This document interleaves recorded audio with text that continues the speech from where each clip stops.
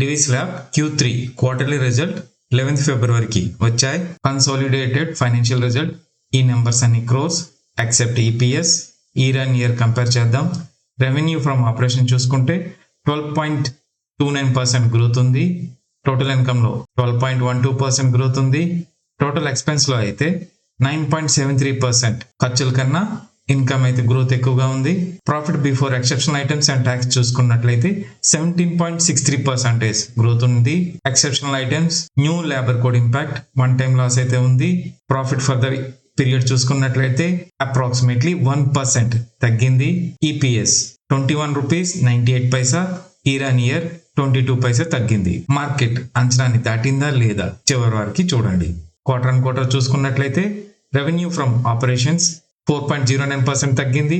Total income 5.87% తగ్గింది. Total expense లో 5.65% తగ్గింది. Profit before exceptional items and tax చూసుకున్నట్లయితే 6.36% తగ్గింది. ప్రాఫిట్ ఫర్ ద పీరియడ్ చూసుకున్నట్లయితే 15.38% తగ్గింది.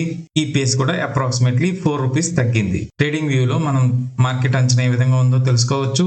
ఎర్నింగ్స్ మార్కెట్ అంచనా పరంగా ఈ విధంగా ఉండగా యాక్చువల్ నెంబర్ ఈ విధంగా వచ్చింది. ఈపీఎస్ ఈ విధంగా అంచనా ఉండగా యాక్చువల్ నెంబర్ ఇది వచ్చింది. అప్డేట్ మిస్ కాకుండా ఉండడానికి ఛానల్ సబ్స్క్రైబ్ చేయండి, బెల్ ప్రెస్ చేయండి, వీడియో నచ్చితే లైక్ చేయండి, షేర్ చేయండి. Thank you.